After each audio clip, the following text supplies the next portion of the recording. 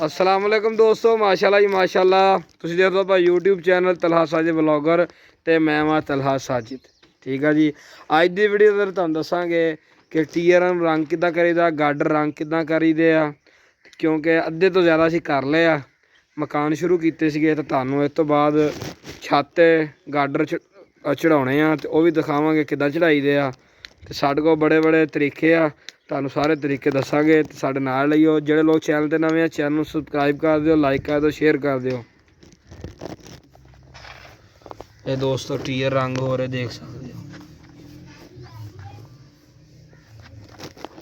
जी दोस्तों ये हुण पमैश शुरू कर दी गई आ, क्योंकि हुण गाडरां दी वारी आ गई है छत चढ़ाउण दी।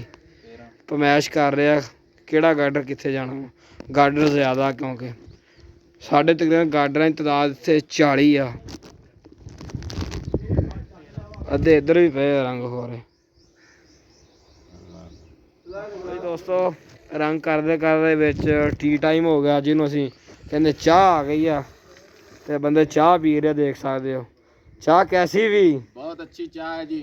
जिस बंदे ने चाह पीनी होवे ते तहसील चिश्तियां तलहा साजिद ब्लॉगर 40 वाला टिब्बा उत्थे आ जाना जी। बेहतरीन चाह लाजवाब बिल्कुल खालिस, जेड़ा एक बारी चाह पिएगा बार बार आएगा। दोस्तों गाडर चक के ले जाने शुरू करते आ छत वाल। लो जी बंदा गाडर चक के ले जा रहा।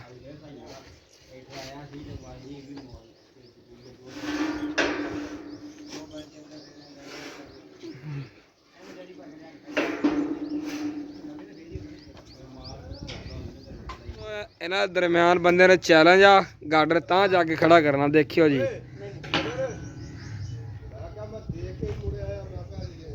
बस बस अखा ओ फड़ो, ओ फड़ो देखियो डिगदा बस। हो जी दोस्तों हुण दूसरा बंदा अजहर ये चक के दिखाएगा तुहानूं टीगर। ये पिंडां वालियां दियां पावरां चेक करो, देसी घे पीते आ इत्थे। आ शेर जवान ने चकता ही, हजे एक बंदा होर रहिंदा वा, बाले भी कढ़ते बंदे ने जी। आई बंदा तुहानूं चक के दिखाएगा। वेख लो इहदी सेहत ते गाडर दा वजन हैगा जी 30 किलो 800 ग्राम वजन।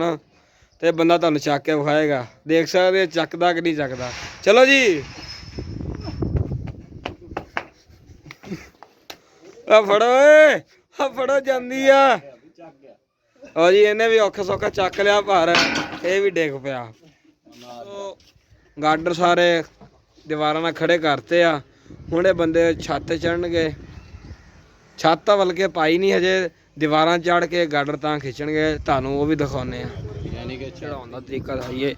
ये गाडर एक साइड तो रस्सा पाता, एक साइड नाड़ लाया सीगा। लो जी जान डया उत्ते, आओ गाडर चला गया जी उत्ते। पहले एक बार सारे गाडर खुड़िया ने सामने रख लिए सीगे।